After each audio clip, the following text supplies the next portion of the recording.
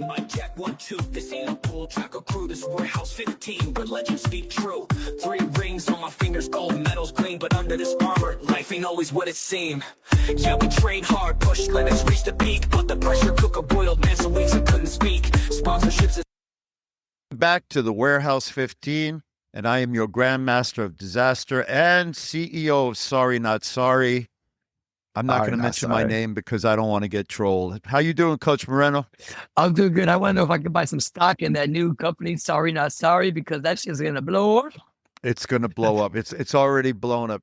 I need a little bit. How you doing, Mr. Bronze TJ? I'm good. Bronze TJ, a little bit elevated today.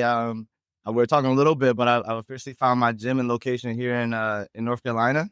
So Congratulations. I'm super excited about that. Thank you. Is it in a barn, or does it have windows? Does it have paved streets, gravel? What? So it's a horse stable. It's a horse stable with nice. Yeah, I share it with a couple of cowboys and circus people that perform in the local area. So and good. And then did you do a tooth count? You get any?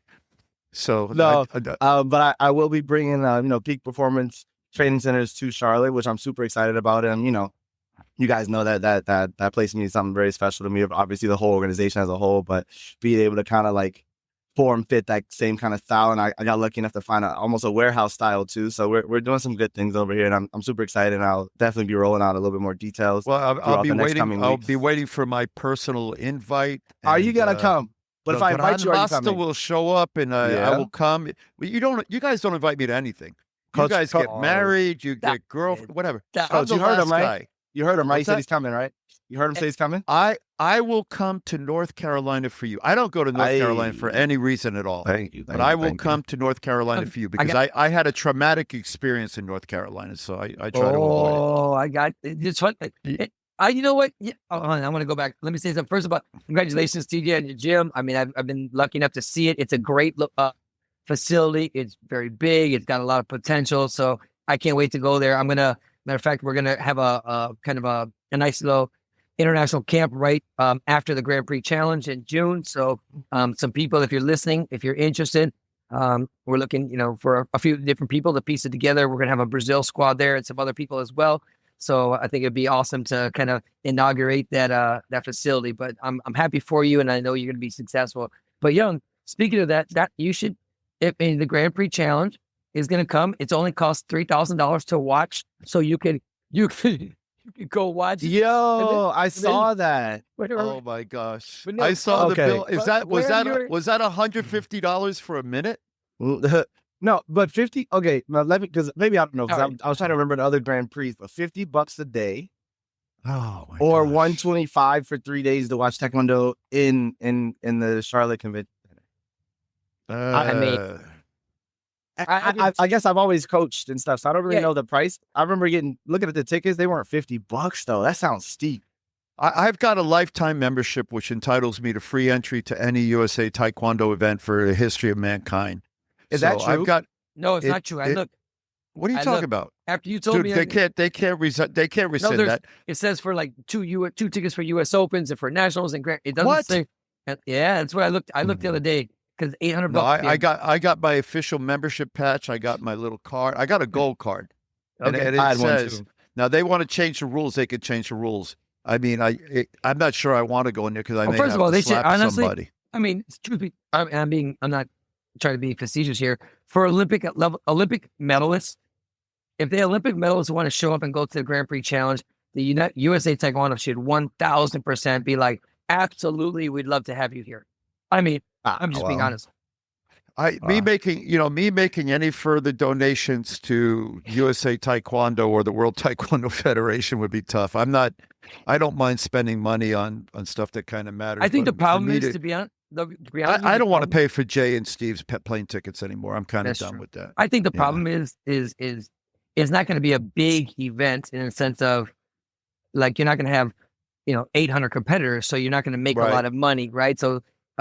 But it does kind of suck for the spectators. I mean, if I have my kid there and I want to bring my wife and one of the siblings, you're spending a lot of money and that's just that's a lot of money. It's $125 for the weekend. If you want to watch all 3 days, obviously the divisions are on different days. Like for some of my parents, and I was like pushing for them to go watch and everything, I'm looking at Some of them got 2 and 3, 4 people in their family. So we're looking at like over $600 for a weekend to watch Taekwondo. And normally they have 3 sessions. So I mean, yeah, it said for the day. That would be good. crazy. It did say for the day. So at least we're not going that deep into it. But $50 is still crazy. That's a little bit of money. I mean, to see something. I mean, what's the right way to say it? To see something I want to see, I wouldn't mind paying it. You know, I'll pay that for a Jeff Beck concert. May he rest in peace. But the idea that I would pay it for this, I would pay it, but like I would have to be very unhappy about it, because obviously I've been to a lot of Grand Prix and got to sit in a lot of Grand Prix from coaching or being in the stands and stadium. Like I like watching it at that level, or like that competitive level. This is the problem with this one, is it's a challenge. So it's not like you're getting the highest ranked people in the room, like, and with the ranking reset, you're not. And you'll get a couple big names that'll mix in and stuff like that. But $50 a day, let me ask you, nutty. Speaking about the Grand Prix, challenge, do you think that Americans are gonna, like, if they're not involved, they're gonna fly there to watch it? I'm gonna say slim to none. We got the internet now. I try to get people to watch matches and stuff online. I don't see them buying a plane ticket, flying in, staying there for the weekend. I mean, maybe a few, but it ain't gonna be like a flood to Charlotte kind of event. Yeah, it's gonna be local people. It's gonna be whoever's in the Charlotte, North Carolina, maybe South Carolina area, Georgia. I don't know. Yeah. But that's what I'm saying. That's why I think you would make it a little cheaper. Reach out to some of the school owners and be like, hey, you bring her from your school, get some like group discount or something. But $50 a day is crazy. What are we watching? Why are you bringing up old stuff, man? That's like 10 years ago, bro. Yeah, I'm not coming to watch this. I'm not coming to watch. That says nah. Actually, it's illegal now, sir. It's illegal, and I'm not coming. I'm not coming to watch this. I'm not coming to watch this. This looks like that thing. That process looks like. What's his other hand doing? That's what I want to know. What's his other? The hand that you can't see. So I'm just, but honestly, that guy right there, that's an Iranian guy that fought for Azerbaijan. That's a bad dude. That dude, no. I never have a bad thing to say about Iranian fighters. Those guys are amazing. But $150 for a good $125 for 3 days. $125 for a good meal. Watch foot farting. I don't know, but I think you guys are. I think you guys are wrong. I think what's going to come out. But I can hang out. I'm coming to see you guys outside the arena. We'll go outside the arena. I want to get some live there. We could do that. We'll do that. Sick. And then I'll tell you what I want to do. I want to get some fried alligator, chitlins, grits, and some Elvis Presley fried peanut butter banana sandwiches. Is that a North Carolina thing? Isn't it?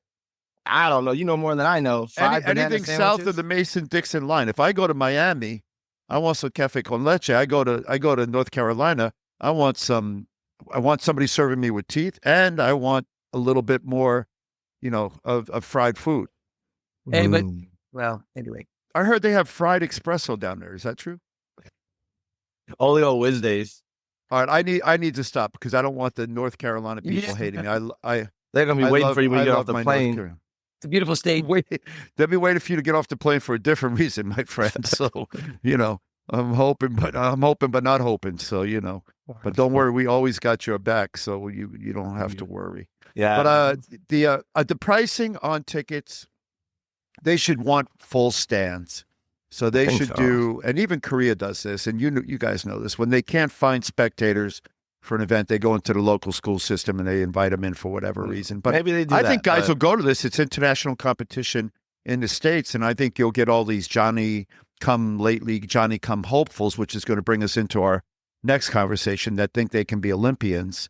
You have a better chance of getting struck by lightning, run over by a car, and opening a Taekwondo school in North Carolina than you do of an Olympic berth at this point, right? So, the amount of people trying to get to the Olympics and the amount of spots available in the United States in the qualification process, you either have to be independently wealthy or travel savvy, like our friend Grand Master Lee was, in figuring out the travel hacks to get to all these events that you got to get points in. So I think the process is interesting.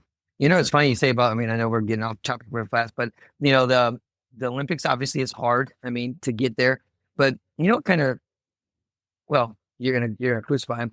So obviously Dr. Cho in WT, he really was trying to be close to Bach, right? And now he's out, and now there's a new president. We talked about her a couple episodes ago, and it's interesting because now on the Olympic docket in 2028, gymnastics.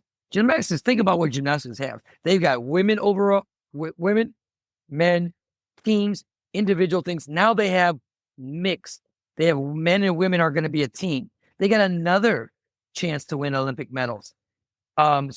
Soccer went from, I think the women are going to have 12 teams now, and the men are going to have 8 teams. So they increased the women's team. Like there's all swimming got another the distance. I forgot what I want to say it's 50 something. But my point is they've expanded, and yet we still haven't got one more weight category per gender. The mixed. They were talking about this tag team fighting, right, TJ? This thing, and it's exciting. And guess what? Now I hate it. I'm not a fan. We did tag team stuff. I liked when we did it that one time. I forget what year it was, where each person had to fight the whole match. So the flyweights fought the flyweights, the featherweights fought the featherweights, and it was the overall team score. Now that format for a team thing, I think you take that and it's better. I like that better. You know what I mean? It's a little bit more like a real fight versus this craziness. But I've been to a couple of these big events, and I'll tell you what, it's crazy. And it's like, I can understand the fans sitting back going like, whoa. But my point, whether it's good or bad, is not the point. My point is they almost, sold us fake stock that that's going to be in 2028 or Poomsae's. And now here we are, nothing new on the docket. Like, I don't know, a failure on our part, on Taekwondo to not have the right connections or doing the right thing to get them in. I mean, as far as I know, that's sad that we weren't able to expand, in my opinion. Yeah, that's definitely a big part of the problem, though. I mean, he just said it, like the likelihood of you getting there with a number of spots available and the way the system is rigged. athlete and athlete cap and the coach's cap and all that stuff is going to make it tough. But they have announced the new uniform for 2028. And I know that I don't know if you guys have seen it, but I'll share it with you. That's his favorite picture. That's literally his favorite picture ever. He had that picture on bio. That's why. It's behind me. That's why I'm not doing my screen share. That's his favorite picture. I mean, I keep hearing these stories about these amazing athletes who can jump through the air, fly, kick things, and actually really do Taekwondo. Yet every time I watch a match, I see what I see. And I know I don't like to, I'm not slamming the athletes. I'm just saying there comes a time, kids right now, for example, can't research anymore because they have Google. And soon they won't be able to write because they have AI Google and AI Gemini and all these other things. So once you stop using something, it starts to deteriorate. So when you start changing the paradigm of what excellence is, you lose it. You use it or lose it. And so right now, I hear all these stories about people that can back kick. I haven't actually seen it, but I hear that people can back kick. And as a guy who can back kick, I can tell you I haven't seen anybody actually back kick. I will say this, and both of you will agree. You both know that when you're getting ready for a competition, you don't waste time on true technique. You waste time when we did because it was what scored. But you waste time on what's going to score points and strategies that are going to score points. Now, if that's what you spend 10 years doing, there comes a time when your strategy and your technique atrophies. And that's kind of what I see happening. And I see it happening in my gym. I have a gym where we teach and we have competitors come in, and Coach Moreno and Pete come in and do our high-level training. And our guys, and by the way, we do a lot of stepping. We warm up with stepping. My young 3- and 4-year-olds actually step better than my current competitors. Because we do a warm-up, which Jason, my head instructor, was on the national team for the AAU. He teaches at the beginning, and he's actually good at it, better than me.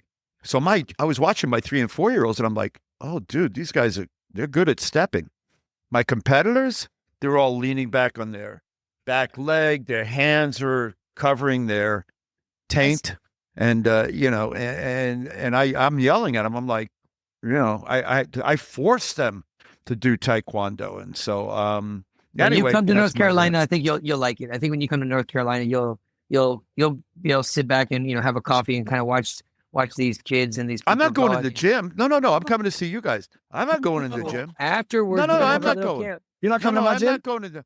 You're not coming to my gym? I'm coming to your gym. I'm not going to a Taekwondo event. No, I mean, like I'm not going to okay. the. I'm not going to the. I think he's the talking Grand about Prix. training. He's talking No, about I'm training. coming to see you. No, I'll come in your Okay. gym, and I love you guys. I'll come to your gym. I'm not going to the Grand Poop. Yeah, If no, I want to just- see a Grand Poop, I just I'll go on the internet. The which brings me to my next thing. A shout out to my boys in Ithaca. Since my son is going to be going to Ithaca, I'm going to now openly ask for any Taekwondo guy out there that wants to run a Taekwondo gym in Ithaca to let me know, because I'm going to put some sort of facility out that way so I can visit my son when he's at college. So I thought about it a little bit. So if you are from that area of the world where cold knows no bounds, let me know, because I'll come visit you and I'll talk to you about doing something out there. And that's going to be my contribution back to Taekwondo, but more importantly, my contribution back to myself. So I have an excuse to go visit Ithaca, Syracuse, that whole area there, and Binghamton. So I want to put a good school up there to compete with my good friends up in that way. So Hey, but let's get to our next. What? Go ahead, Coach. I was going to say, I mean, what I know we want to get into is like talking about some centralized training stuff. Like, do you guys happen to watch the UFC and like notice it was in Miami? So first of all, I love watching all the MMA stuff, but there's one here in UFC. I think it's 314. It was in Miami. One of my former students fights in the UFC. She married a UFC fighter that fought against George St. Pierre. His name is Dan Hardy. And she was in town to do UFC Latino. Because there's a lot of Hispanics on the card. And so she was doing all the What's her interviews. name? What's her name? Her maiden name was Veronica Macedo, but now her name is Veronica Hardy. And she lives in England with him, and he's from England. But super nice guy. I mean, she's a great girl. She, like I said, she fights. But anyway, I went to see her at the hotel. We know that all the UFC guys were hanging around. But earlier in the week, I got a call from, you guys both know her, Sanaz Shabari. Sanaz called me and said she's working with a guy or has a friend that's in the UFC and he's fighting on the card. And he ended up fighting. Where I'm going with this, he came over from Bellator. It was Fabricio Pitbull, and he fought Jair Rodriguez, who's a Mexican that lives in Chicago, but has a Taekwondo black belt, apparently. And he's supposedly one of the best kickers in the UFC. And they contacted me because they wanted to see if we had a guy that can kind of mimic him and stuff. And it didn't work out. I mean, it was short notice, but if you watch the fight, this dude was doing Taekwondo. This dude did double kicks. He did a back kick. He did a roundhouse kick. He did fast kicks. Like he had a huge height advantage, but he didn't kick like a UFC guy. Like, you know what I'm saying? Like he didn't have the Muay Thai style. I mean, it was fast. I mean, I didn't think it had a lot of power because it didn't do a whole lot of damage to the guy, but from a distance standpoint, it's pretty interesting. And I was just thinking how important kicking is nowadays in UFC. You'll hear all the commentators. I wish they kicked the leg. I mean, it's just funny how the last year and a half to 2 years, how kicking, not, he needs to shoot more, and kicking to set up a level change, to set up the punches, to set up, grappling. Yeah, kicking's huge. I think finding the right people to teach you to kick for the MMA style of that. I hate when I see them kick and spin around in a circle like long. It drives me nuts. I'm like, no one's ever said don't do that to you, and they're doing it at the highest level, and I don't get it. And I always thought maybe it's some kind of like super secret MMA technique or something. That's her. Hey, Yep. She got a nasty knockout. Remember that one you showed me? Her round kick that girl in the face? Kick. Dude, that was nasty. She slept her. Yeah, it was nasty. It was when she was young too. And the worst part about that was when she slept her, she just like, we all hit some people where she just walked back. I'm like, dude, she's a killer, man. Tough girl. Yeah. But you're right, TJ. I mean, I think it's even worse when they kick and they try to, and they don't go all the way around, but like that, that's weird. But Like how? But that's timing, distance, not know how to throw the technique and stuff like that. But if you can kick, what's his name? Wonder Boy? He can kick. He's a kicker. You don't think so? Sidekick. I think the best as far as UFC. He could do a sidekick. As far as he's got some front uppercuts that are pretty strong. Conor McGregor can kick. Conor McGregor did some. They have some. Look out there for videos of him. You're crazy. Training in Taekwondo. Conor McGregor gyms. can't fight at all anyway. Got a left-handed. I'm not saying anything bad about him. He's still a bad guy. I offered a long time ago. As you guys know, they asked me to trash. They asked me. I'm not going to say it. They asked me to fight because he's crazy. I was asked to fight in the first UFC. I commentated the second, and then after I watched the second and a few others, I was going to put together a team of guys, which they actually have done years later, to train those guys because I figured a guy like me or you guys could help them learn how to kick properly and become some of the best kickers in the world, and then get the best boxing guy. A guy like Mike Swain with judo to train these guys. And then, of course, they already had the best jiu-jitsu guys. So they don't need that now because they've incorporated all that. But I got to be honest, the Taekwondo guys still are, it would be difficult to say that Taekwondo guys aren't the best kickers in the world, right? I mean, it just would be impossible to say. So I think, honestly, UFC people like, I don't know. Do you remember the name Rick Rufus? Yeah. Oh, he was a bad guy, man. Yeah, I know. Yeah, he was a kickboxer, Rufus, but I grew up with him. Him and Arlene actually used to travel around together when they were kids, and he was a point karate fighter, but he comes from a Taekwondo background. His dad, Pat Rufus, and my first instructor named Jerry Cook, they were like good friends. And so, Rick, Pat, the dad, Rick, and then now Duke Rufus has a big gym in Milwaukee, and that's where Pettis came from. Pettis, the guy that jumped off the cage and kicked the guy in the face. And they have a Taekwondo background. He's a huge Muay Thai guy too, but his original background was Taekwondo. So talking about integrating TJ, he knew how to do it. My guy, Russell from Iowa. Russ is a Taekwondo guy, kickboxer guy, and he's had a stable of people that nobody knows, and they kind of slowly made their way up into the UFC. And he just knew how to kind of teach kicking a little bit with the punching. And as the guys got better, they move on to bigger, better gyms, So I think it takes the right guy, the right understanding of the fight game, both punching, kicking, and grappling. Because if you just got... Do you think you have to know how to kick now? Or do you have to know how to... I think you have to know how to defend getting kicked. And I think if you know how to kick, you know how to defend getting kicked. And I think that's the problem with the UFC. I think some of those guys that are getting whacked or hit with big shots, probably the middle to lower level guys, but they're getting hit because they don't know how to defend it. Yeah, well, that's true because, I think about any of us. Young, you had a great spinning hook kick, but just to stand there and spin hook kick someone in the face, not on a counter, not on a setup, that should never happen. No. I mean, getting up on front leg in the face is bad enough, but a big spin. And so you're right, TJ. Sometimes somebody spins and these guys are and all of a sudden they're just they're getting cracked off the line, dude. And it makes no sense to me. I'm like, you knew exactly what angle it was coming, where it was going to land, and they're just hands down, looking the opposite way. Yeah. But I will say this: these guys, the MMA guys for sure are tough because anybody that can get elbowed in the face and just look at you, they get my respect. You elbow me in the face, I'm going to lay on the floor and cry. So, me too. Yeah. I let nobody punch me in the face. They take those guys are abuse. They're nasty dudes. They're rough dudes, and they train hard. One thing I don't. But that's why you got to say this is what you got to take from that though, and this is what I loved about. I don't like all the tattoos and the bravado and all that nonsense. I like though they took just anything and turned it into something. So they realize they have their hands like this. They can drop an elbow, that dirty boxing stuff. They said, okay, what's effective? Forget all this nonsense about, I lived on a mountaintop. I'm a fat picture in a Korean cave. And I did Taekyung.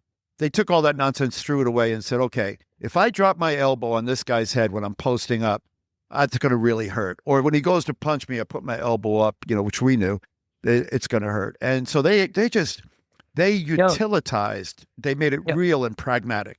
Listen, jiu-jitsu with the Gracies and then UFC even more to a different level, because when the jiu-jitsu came from the Gracies, they actually proved that they had the best martial art by just winning all the matches.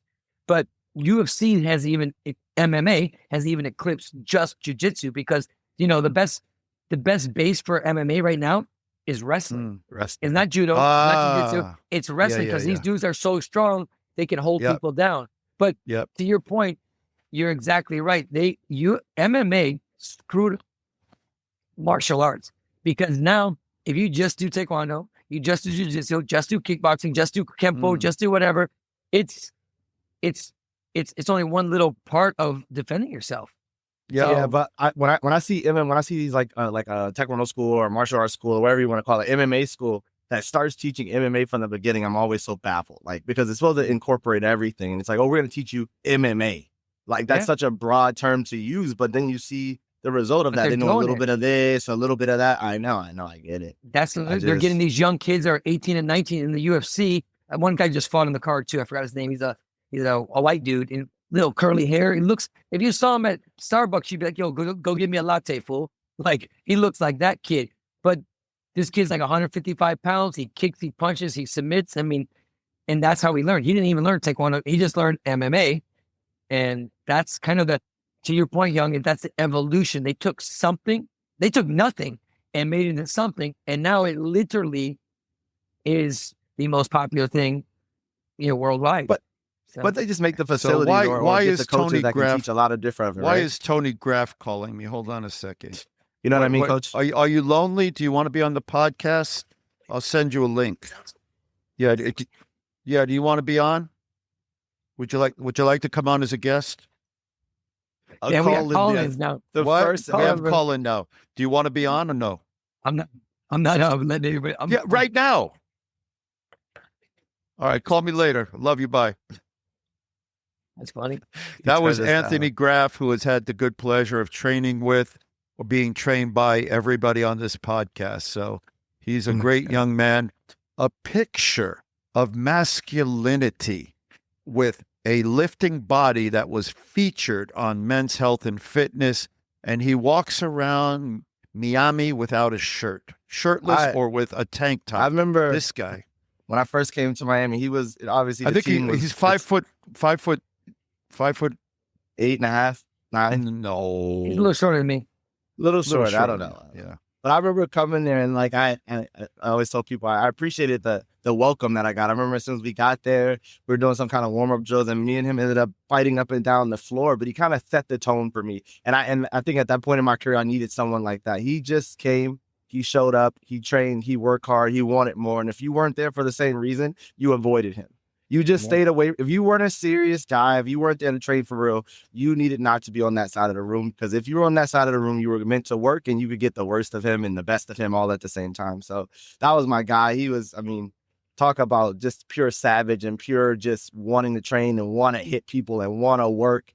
Like it was phenomenal being able to train next to him in the gym. So shout out to him. It's funny because I know he came. Oh, there you go. That's all. That's when he was skinny. That's when he was skinny. Yeah. Look at his neck. He looks like Jason Statham. I'm waiting for him to save the world. You gotta look at it. Get the Isopure picture. Isopure. That's the one where he's holding the Isopure advertisement. No, but you know what? Young, he was at the Olympic Training Center and he left. And he had never made the team. He comes to Miami and he makes the national team, but he would at the bottom right where there, images at. Bottom, the bottom of the image. Right there. See the one? This one? Yeah, he might have the full body. There should be a full body one like that. But even that, he's skinny there. Look at this. Look at this nonsense. Holy Jesus. I bet he's 25 pounds heavier. I can't see that. Anyway, Tony's a great guy. Yeah. His daughter trains with us now, so I see him, four times a week and stuff like that. But so let's those are the vibes though. Those are the gym vibes that I missed. Those like raw and cut. It kind of goes right into what we were about to talk about. That he called. We're talking about centralized training. We're talking about somebody put something at the a post on social media about the Olympic Training Center. I didn't see it. So there was this post put up. So a couple of things, and I don't want to throw shade or whatever they call it on people, but I will say this. Okay. I will say shade warning, guys. Shade warning. This might be scary. Hold your horse. I should change my name. I should change Shade Master. Shade Master. That's me. Shade Master Flex. Shade Master Perez. So Here's the thing. Good with you. And you got to always remember this. Everything is temporal or time-based. So if you want to talk about the greatest fighter or the greatest basketball player or the greatest this, and you say, but if he fought him in this day, so it's all time-based, like Rocky Marciano, whatever his name was, versus X, Y, and Z. So you can't really say. But what you can say is at the time, if you want to look at things in time, that's one thing. So there was a post put up recently about the grand old days and the amazing Olympic Training Center and how it developed athletes and how it had so much success.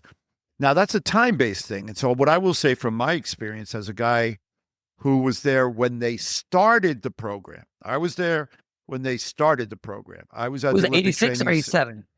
It started, I went to the Olympic Training Center for the first time as a regular athlete. The first time they had us there, I was in the first batch of people that actually went there. In 1985 was when the first time they allowed Taekwondo to have athletes there, and I was there for a camp with Mike Kim, Canada from your area, all those hoodlums, Errol, whatever his name was, and a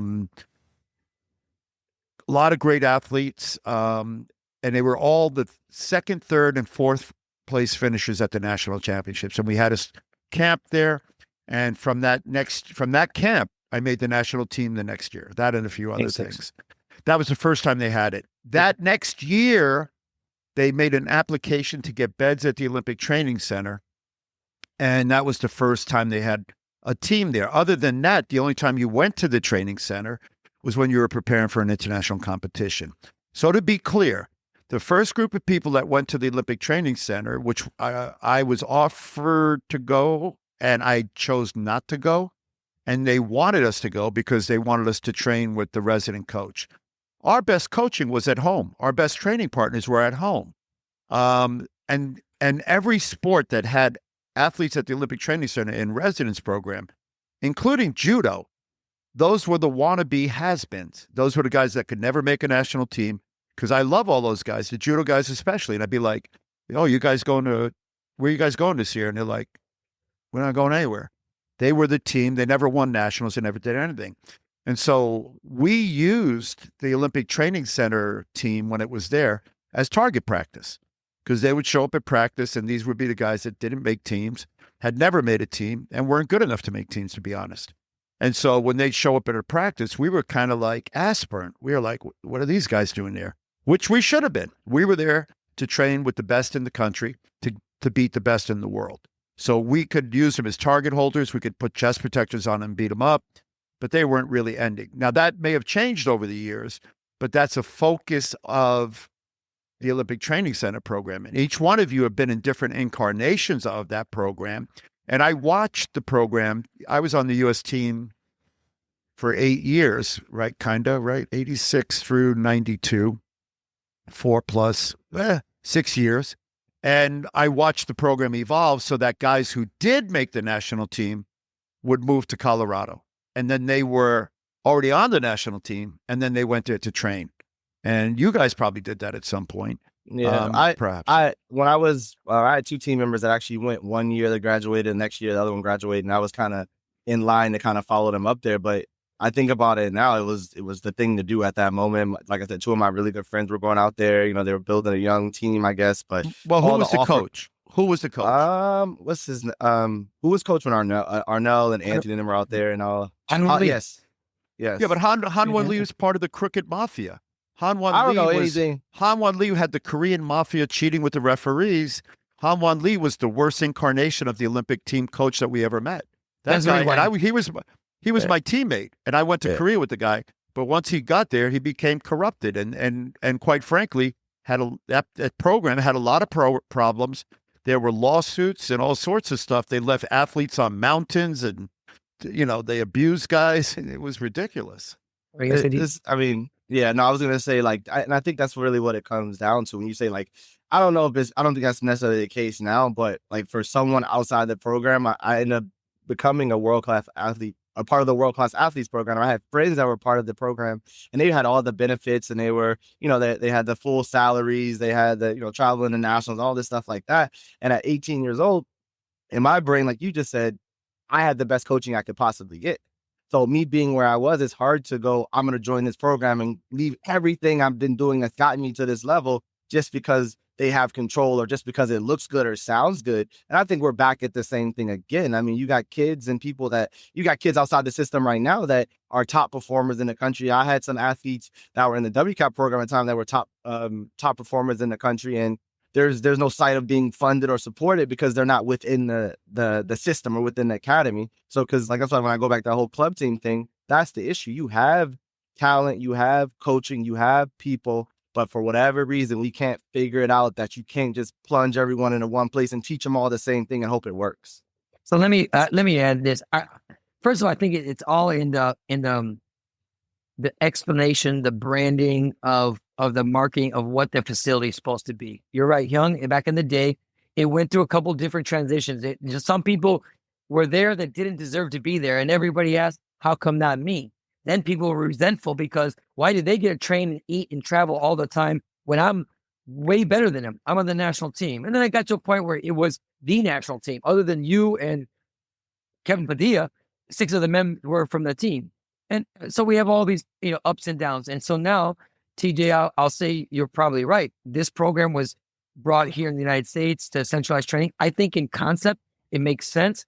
But I think athletes have to be willing and able to go there, not required to go there, especially if they have a world-class coach, they have great opportunities. They should be able to kind of come and go because they're performing. Now, if they're not performing and they're no good, then probably nobody would want them anyway. Or you say, listen, if you don't really want to get better and come over here and do what we're doing, but it shouldn't be mandatory because look, right now, if I'm not mistaken, correct me if I'm wrong, TJ, our centralized training program in the United States of America has 2 male athletes. Is that correct? Out of 8. On the team, I think you might be close. I think it's heavyweight, welterweight. Yeah, that's it. That's it. 2. On the women's side, there's a few more. One didn't have to fight. One, Faith made it. Who else made it? I mean, maybe Hannah. But anyway, my point is, listen, if you got the biggest, best program, you should have all the people on the team. Hypothetically, maybe an outlier here or there. The fact is, there's a lot of good coaches with good programs that people feel comfortable in. And if they make the team and they can go out there for some camping and get some extra stuff in, maybe a thing or two to add to whatever you're doing, I think that's the way it should be here in America. I know there's other countries where it's systematically you go and you get better. But in America, there's good coaching, there's good programs, there's good competition. Sometimes there's good funding. That's the one thing I would say, TJ, and I think, Young, you'd probably agree with as well. If you're on the national team, you should be getting some kind of funding. If you're performing on the national team, you should be definitely getting funding. So we looked at this model. I was on the board of directors and the executive committee for the U.S. Olympic Committee for 12 years, and I was on the board, 20 years, some ridiculous amount. First as an athlete, then as an administrator and all that stuff. And then I worked with the Olympic Council of Asia, helping them with developing countries, developing programs of success. So here's what, not me, this is what the U.S. Olympic Committee determined. You could give all the money in the world to somebody to win a medal, and they're not going to do any better. What's better is what they call bubble money. You find people on the bubble of success. They're in shooting range. And then you finance whatever they tell you after review is necessary for them to succeed. So we're doing the exact opposite right now. We're funding only the top guys. We're funding the successful ones. No. In their and that's not helping. Yeah. So like you need to identify guys who are on the bubble and have a potential of success, look at their training situation, see what would be helpful for them to help them train better. That could be knowledge, that could be coaching, that could be financing trips, that could be additional trainings, that could be massages, that could be paying for their school, that could be paying for their living. Whatever it is that they need to succeed, and then you test it. So, and this isn't just, I'm not talking about Taekwondo. We did this for 45 Olympic sports or 40, whatever the number is. And we did it for winter and summer. We looked at high performance plans. We determined, I reviewed a bunch and approved a bunch and disapproved some things. Some sports came to us for cameras. They needed they needed money to purchase high velocity cameras. It's the wrong word, but the idea that you could slow down, it takes very high frames. So you could slow it down so they could watch their competitors do whatever. And others wanted money to go scout. Others wanted money for individual athletes to be able to live. So you determine what a program or an athlete needs. Now, you fund success where you find it. You don't fund success. You don't say, we're building something, come to it, because people have lives. Now, I will say this. Without oversight, I have seen that funding model fail. And in particular, I can think of one place where it failed horribly because it wasn't overseen, and it was overseen by a nepotistic, hedonistic, abusive coach, and abused everyone except 3 related people that were competing, and everybody else were victims and fodder for those particular athletes. So that's an example of funding that went awry, where you were funding success where it was, and you weren't overseeing it. So it's got to be funding with oversight. And then it's got to be, and one of the things we lost when we lost the Korean overlords, we lost that sense of responsibility to anyone. And you can love or hate what USA Taekwondo used to be, but it's worse now. Now you have non-Korean overlords who are self-centered, like plane tickets, and fund a particular place where they all live.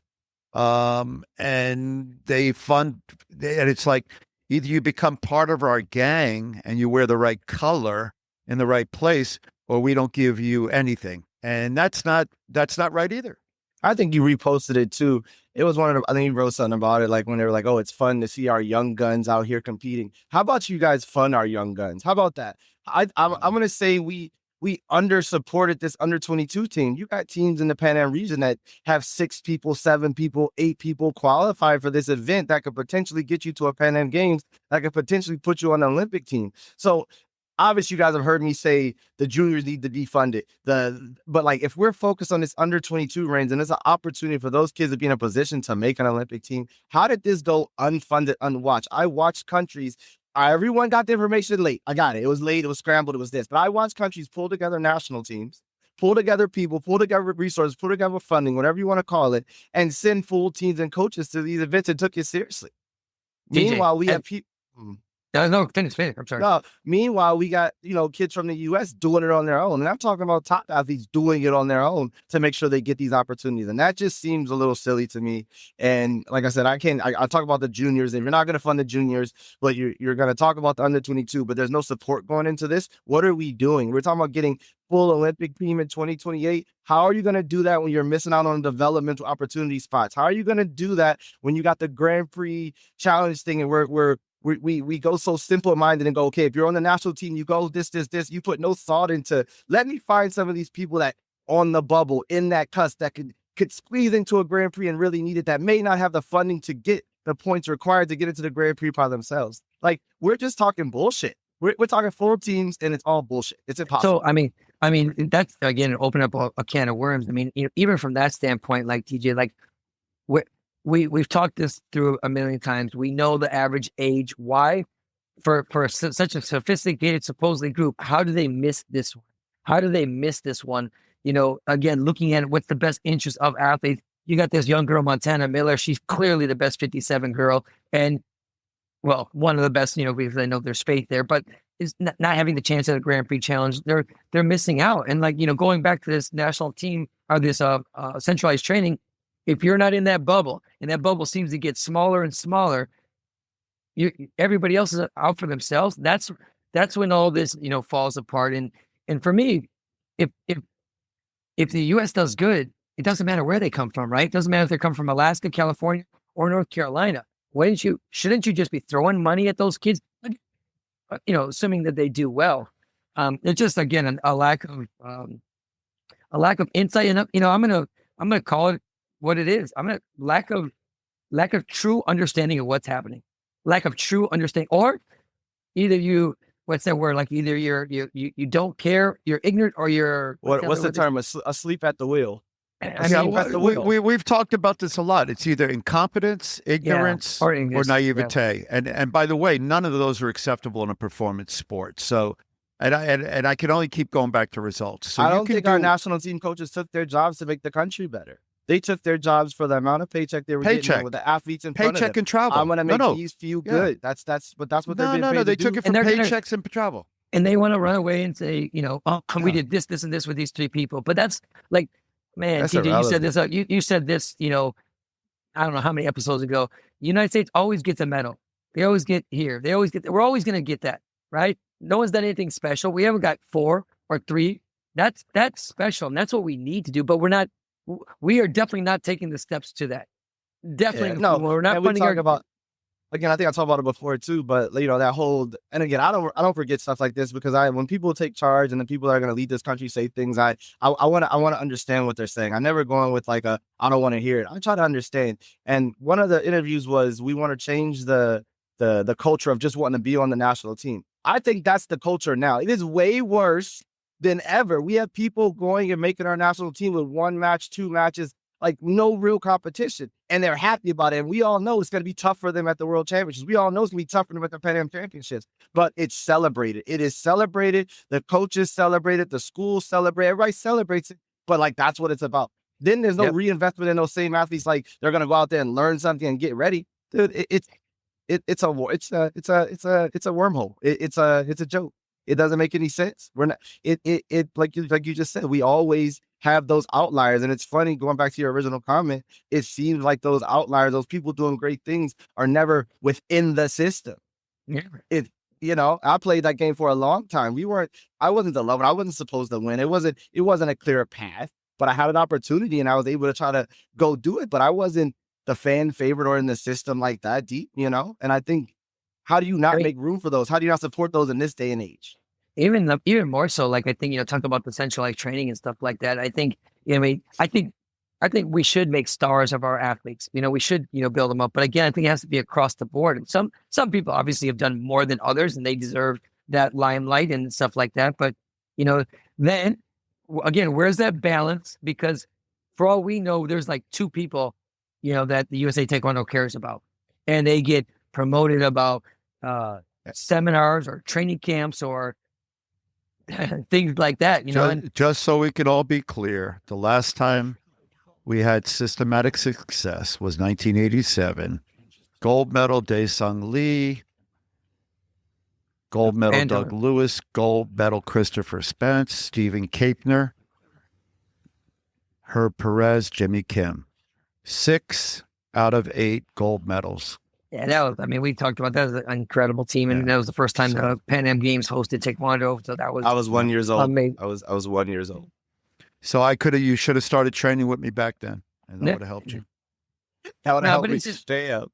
I just think people are I remember when I was a national team coach, and, there was, I had obviously my own personal business, right? And there was, some controversy. Can they have both? Can you do both? It's a good topic for discussion, but I was never employed. Both what? Sorry, I missed it. Have my personal business and be the national team coach. But, and that's another topic, but I was never employed where, here's your job, come over here and work at this facility. That's all you have to do. Right. That was different. I had to have my own business because what they paid me was not enough money. Right. So, and I'm not even close, but now you have a job. So where is that fine line where all of a sudden I have this own job, but I am going to do my own personal seminars and camps? That's great. But is it the obligation for the organization to market me for my personal benefit? I don't know. Isn't that not supposed to happen? I don't know. I remember I think it's wrong. When I was in WCAF and Army, I could never use anything like that to promote myself. I couldn't be like, look at me, I'm a U.S. Army Olympic coach, or I'm a U.S. Army coach to, what's that? Heavy favorite, competitor, and the young American. A match that was close and ultimately wound up in controversy. Yeah, I like this video, though. Picking up in the second I want to see the picture with the voice of Greg Lewis. I want to see his face. At Changchun Gymnasium there. That's the face. Be a part of this. You gotta let it run. Look at this. Look at this. Sport, but every other sport here. And I just want to be. I sound like a little rabbit, a little mouse. And I want to win. and I want to, and me That's and Camila, Vanilla 100%. Ice, Vanilla Ice. Come on, what's going on, baby? You look good. I had But that hair this before was, Vanilla Ice. dude, I know. Vanilla I Ice was was in I the was there. 90s. I was there That when was it was 80s. created. People, that's a story we got to tell one day. That was you. Hey, I want know, you see if you doing can what go do. to the end. Just real fast. Check out. Yeah. Let's see if you can see me doing the interview. Keep Let on, me keep on, see. right there. Seriously, All right. first, I'm gonna play it. Why do you think the decision was made that way? Do you think this is the fact that it's a Korean sport in Korea before Korean fans and you were fighting a Korean? I think that's the number one priority. You know, it's hard to say. I think that's the main thing that, you know, they're in front of all the Koreans. It's a Korean sport. There's a lot of Korean pulling. There's a lot of politics. So I think that was a major reason they did that. You went out, you took the silver medal. Are you proud of the silver medal? In your heart, how do you feel about it? I'm not proud. In the press conference, I took it. First thing I did was take it off. You know, I guess any other American probably would be proud to have the silver medal in the Olympics, but knowing what I went through, that I feel I should have won the gold medal, I'm not proud of it. I'll probably never wear it again. I wanted the gold. I didn't come all this way to be second best, and I don't feel I was. So I'm not very proud of it, no. Of course, Marino's coach, Sang Lee, is a native Korean. Between 1960 and 1970, he won 13 It's gold funny medals because- here in Korea in national competition. It's funny because you hear the whole interview. For a Yeah. 17-year-old kid, it was actually pretty good content. Even though it sounded like a damn chipmunk, but it was interesting how I kind of put things together in perspective. I don't know. I like looking at that one. But anyway, let's not talk about that shit. No, Yeah, I like it. think I like it those because are- no, it's important to talk about. I mean, you know, the evolution of Taekwondo, and you were instrumental in that, and your mindset is what got you to where you got to. Sure. And then the thing you said, which is true, you know, which I've said, you know, we didn't go there to win silver medals. We didn't go there for the warm-ups. We So didn't what go you there to said, show TJ. up and whatever, you know. So like, I But could be No. a jerk and go and post the post that I watched from the last Olympics of the fashion show and the guy that went and came home without a medal, but his fashion show was awesome, right? So That's what was a happy moment for us and a tough moment at the same time at the Olympic Games in 2012. Like, again, I think I said it on the other one. I was chasing an Olympic silver medalist. So to be him in the country, it was gold. It had to be silver or better, minimum silver, but it had to be gold. To make my mark, I had to hit gold to accomplish what I wanted, and how, like you said, you talk about the path and the things that had to happen for me to get there. It was gold or nothing in my brain. So it was hard for me for a while. You know, everyone around me celebrated it way earlier than I celebrated. I look back in perspective now, and obviously over my career, I'm happy to have a piece of the Olympic Games. You know what I mean? Have something to go, you know, this is the one you show people. This is the one, this is the capstone right here to show, like, you know, I've done this for long enough. I've played on the highest stages. But yeah, we went there to win. And I think that's my main point. I think we haven't progressively gotten any better. If, like you just said, I think it's become tougher. I think the world is caught up and surpassed us in performance, in training methods, in support and funding. And I'm going to say it every freaking podcast, until we start funding our juniors and they feel important to the system, that they can be developed at that age, you will lose them afterwards as soon as they get to high school. Why would they stay?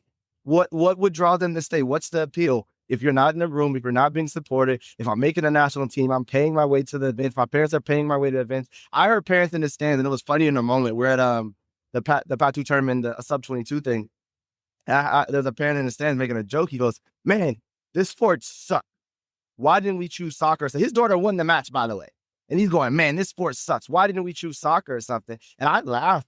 And in my brain, I'm going, look at this venue. We're in a venue. The holding areas outside. We're crammed in here. They're stopping in the middle of the matches. I mean, why would you? And I think within the U.S., it being such a big sport and a sport that's deep to my heart, obviously, you know, you told me that thing about being a lifer. I think I'll always have some involvement in do Taekwondo, and to see it at this state is just silly. We're not. Yeah. We are a third world country at this point with a little bit of money and a room to support a few people. Well, speaking of that, after our conversation last week, you know, all of a sudden we all have schedules. 2 events just got canceled, right? In June, you know, the Pan Am Championship, or Pan Am Open, and the Dominican. I mean, I don't know whose fault it is. I don't know if it's the country's having, you know, financial things, but like, dude, it's They April need to stop 15th. prioritizing money and make a system, make a season. We need a season. Give people the same tournaments across the board, 12, 15, whatever the number is, and only allow those for the year. Stop just patting our pockets and, well, okay, you can have one, you can have one, you can have one, you can have one, you can have one. We just watered down the system, and medals earned aren't really that big of a deal anymore. There are a few points in our pockets, and, you know, we wait till the year before to try to fill an Olympic spot, basically. That's what it feels like to me. Maybe I'm wrong. Yeah. So if you don't have a systematic approach to your process, you're doomed to repeat the same mistakes. So I don't believe there's been a systematic approach towards athletic development at all. And as a result, you're going to have random and myriad results of randomness, and it's going to atrophy. So the I got a muscle question for you afterwards. the muscle for winning has atrophied. So anything you don't do repeatedly and understand and learn from your mistakes. So, you know, I've been talking, you know, I have a book that and Coach has seen this book when I was young. I had a book that I wrote down my method, wrote down my plan, wrote down my reflections daily on my progress. And then at the end of an event, if I won or I lost, if I won, I went back and looked at what I did well, what I didn't do well. And then I improved upon that plan. If I didn't win, I went back, looked at that, and decided what I needed to change. And it's as if USA Taekwondo, if they have a plan, if it's written down anywhere, they just randomly change it every year. And proof is in the pudding. Listen, in a country of 330 million people, which I say endlessly, give me their budget. Give me the budget. Make me CEO, and I'll guarantee you results, because three things will happen. One, I will fire everybody that doesn't perform. Two, I'll fire everybody that doesn't show up, work to become incrementally better on a day-to-day basis. Number three, non-performers will exit the building. At that point, you can hold me responsible. And by the way, you don't have to pay me. You can pay me if we win. So that's number three. As a CEO, if the corporation doesn't perform and it doesn't do its job, which its only job is to put people on the medal podium, they need to figure out how to do that. And as part of that process, everything else will work. Now, if you do that, you'll get success. If you don't do that, you'll continue to have guys who don't. So right now, after the last Olympic Games, they should have came in, fired everyone. Everyone. I was going to get to that. I was going to get to that. Like this year, I mean, let's be honest, the USAT is going to have a big bump, I think, at nationals, because AU's had some turnover. There's some. It's in Salt Lake City. Watch, they're going to get a bump through no benefit, through no structure or earning of their own. To no credit of their own. Right, to no credit of their own. But I was going to go like, I mean, in TJ, I hate to be a dead dog. 18, 19, 20, 21, 22, 23, 24. We're in 25. Through 8 years. Is this pipeline, is this national team in a healthier situation than it was 8 years ago? They should have a full room by now. Let's be honest. Like, let's just go to the bottom and the minimal thing that we can talk about. They should have an entire full room, 8 men, 8 women. It should be a solid team. They should be taking over the world at this point, because when is this plan to take over the world and dominate in 28? When does this start? When does this start? I mean, like you just said, well, I don't know.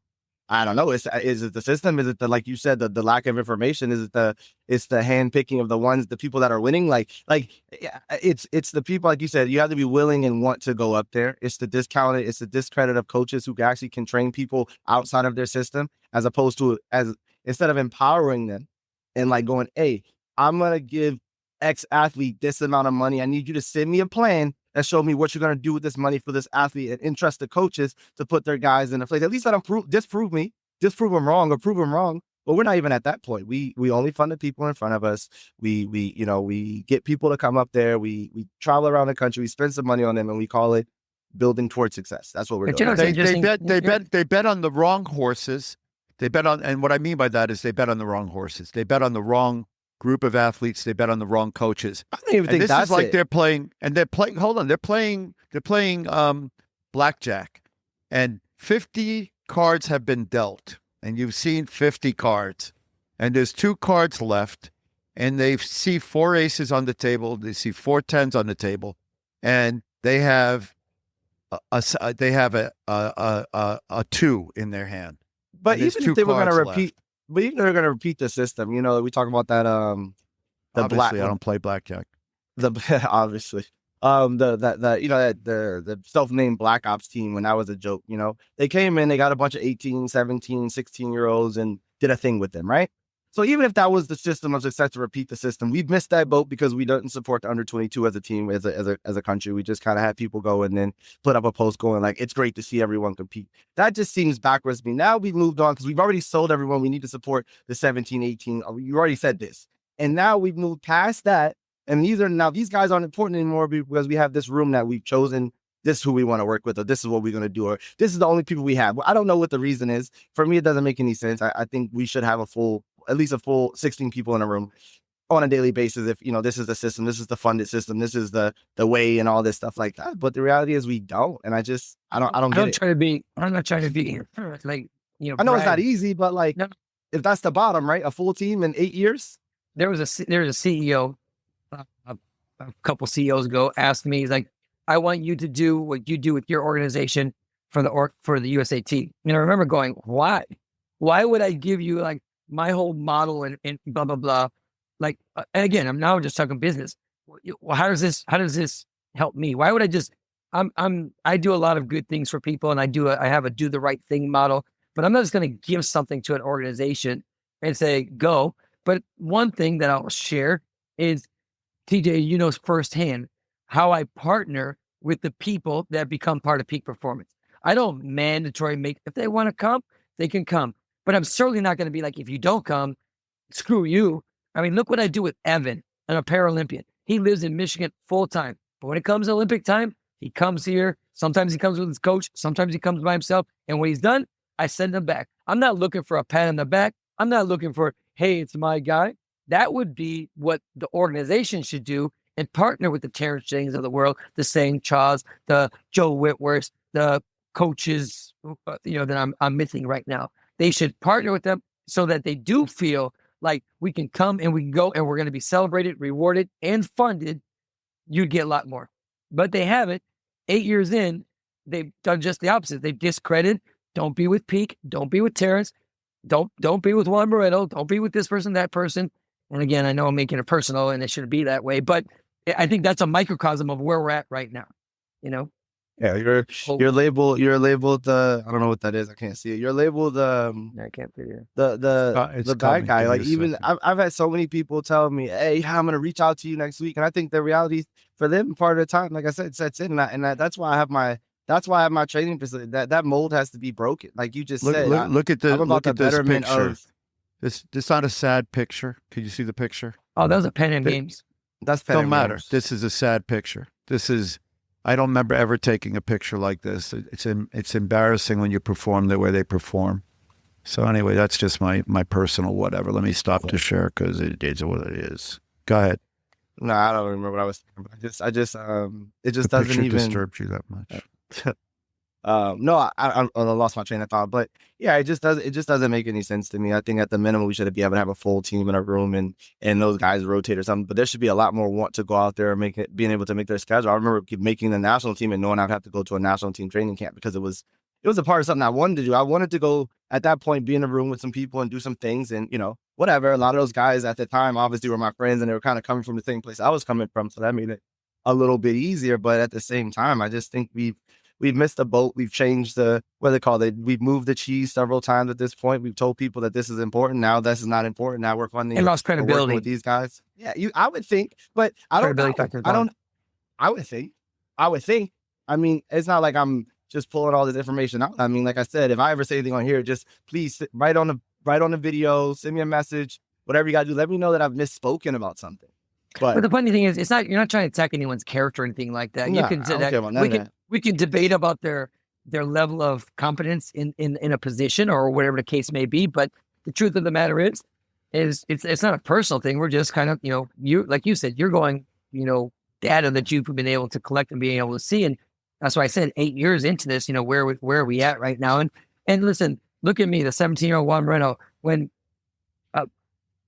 someone asked me something about competing the other day. I said, no, I don't miss fighting them. I said, but I loved the big match. I wanted to go into a room when I was a kid and I went on the state team in Illinois and there was a bunch of, 25-year-old guys. I'm like, I want to be in here to see who I can fight. I wanted to go to Korea. Like I was never the best, but I certainly wasn't afraid. Like I literally wanted that. And whenever that opportunity presented itself, I was the first one in line. Like, even with you, I want to fight with you. I want everybody, but people aren't like that anymore.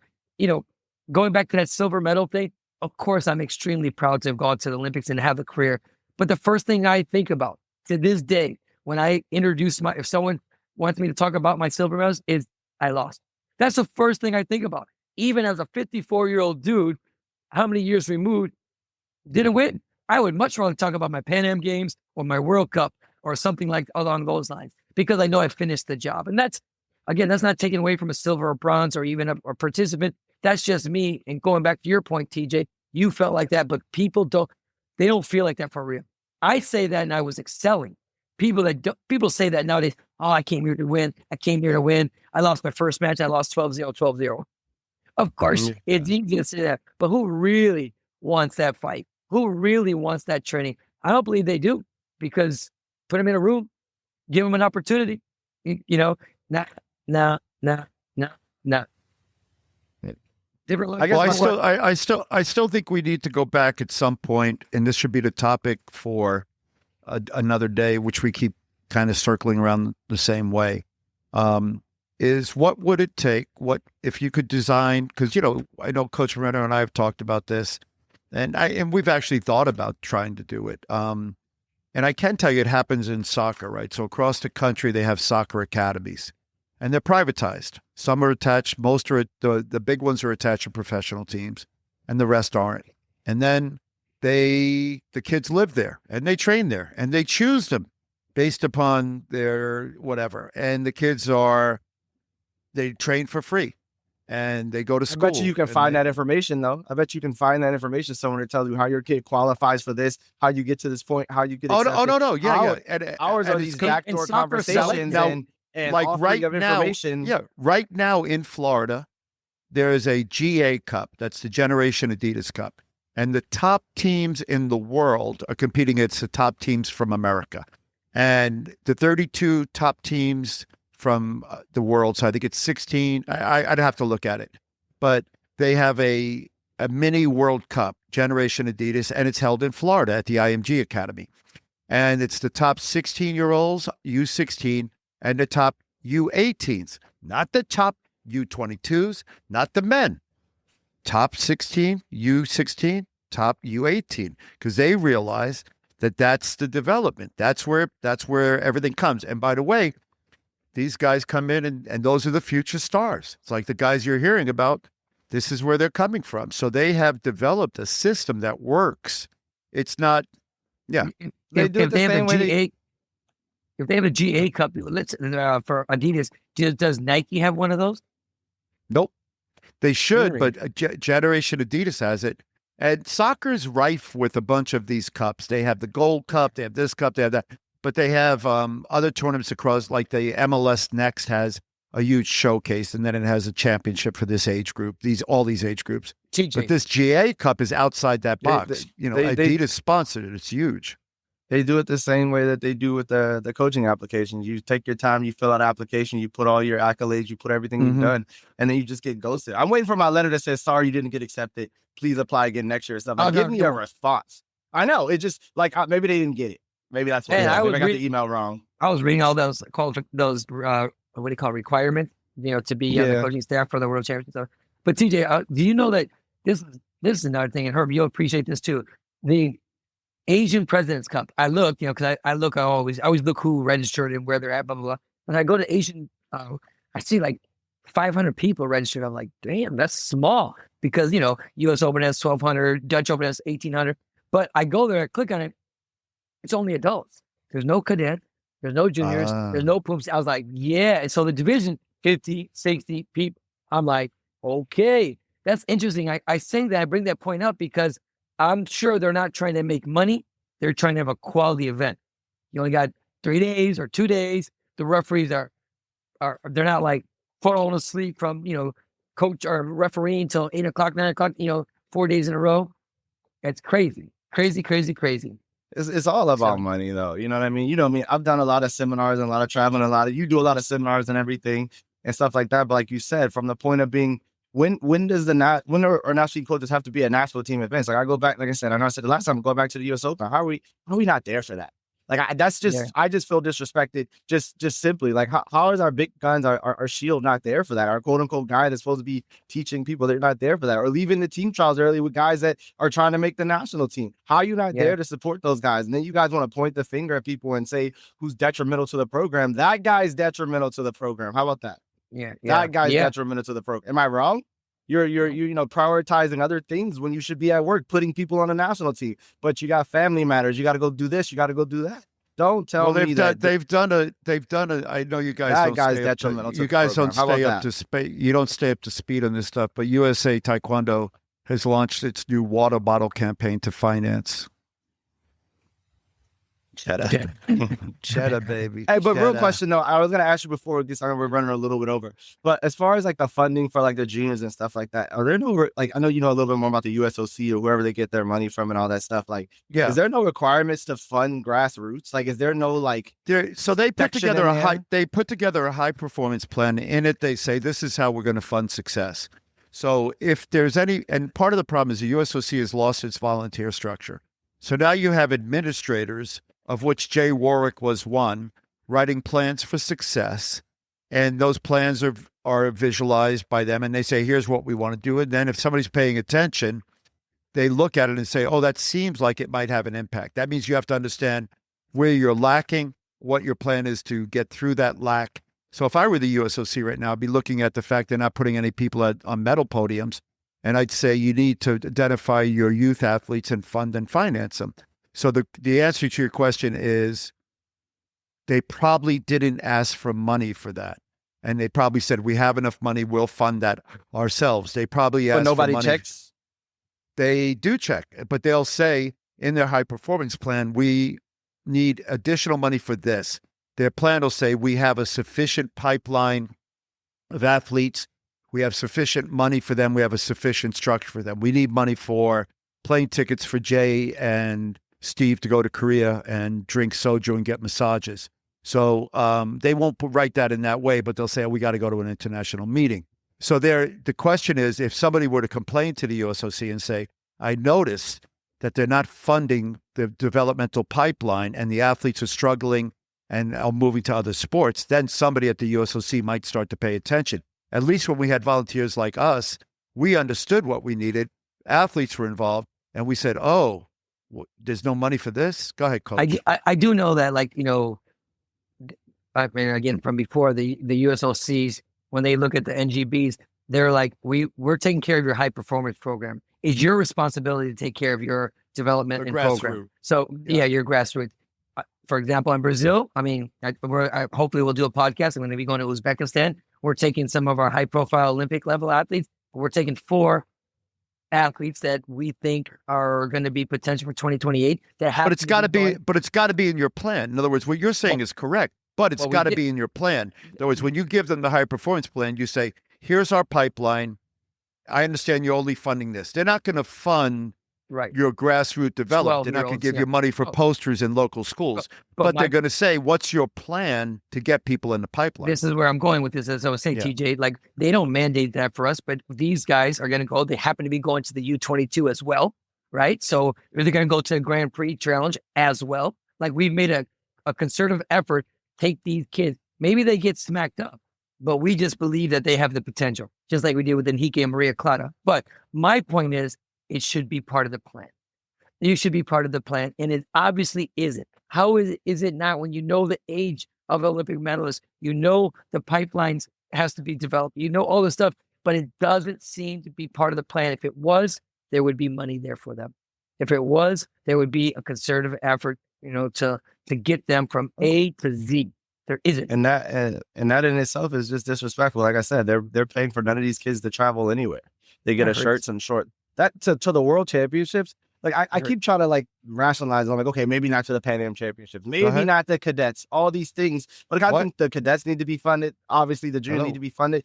But like, we're not funding them at all, like $0. When again, like I said, you have organizations that are developmental organizations paying more money out for these kids to travel and do things. I don't get it. What is that? Get ready, baby. It's not moving on my screen. I hear some music. Just wait for the music. We gotta work on our Here it comes. graphics. Yeah. Here it comes. Hey, Is that you? It's my big All right. job. what are you playing? That should be our theme song. Oh my god. That's so fun. Oh my god. That's were those crabs? That's Prodigy, man. Prodigy, baby. That's Prodigy. All right. Well, we've been all over the place today, but it was obviously fun. And, Well, I sorry. think it's been a great. Well, you know, it's not supposed to be what it's supposed to be. What it's supposed to be, right? Right. Can't be anything more than what it's 100%. supposed to be. 100%. So, but I appreciate you guys. This has been the Warehouse 15, which actually took an hour and 15 today. Oh, And I want to Hey, thank my we gotta get off. my compadres, my companions, Coach Moreno. Thank you, Mr. TJ. Thank you, Anything guys. before we go? no, Yeah, it was like I fun. said- always fun. Yeah, always fun. Like I said, I'm super excited about having the gym out here. I'm looking to set up a open gym kind of process in my gym as well for the athletes that don't have somewhere to train. They actually want to work out higher level, lower level, and need some space. And so I'll be putting out more and more information throughout the week, the coming months. And like he said, I'm super excited about that the training camp that'll be there after the Grand Prix challenge. I think we'll get some good action and some good interactions at the gym that week. So thank you All right, guys and always. Don't forget to You're check. coming? Last thing, I'm coming, and then don't forget to click the GoFundMe link. TJ, could you slide a little bit to your left? We're going to get him a new picture from behind. All right, we'll see you later. Everybody loves that picture except for you. You're a hater. I can't. I don't. You're a hater. Wait till you see what I post next week. See you Later. guys.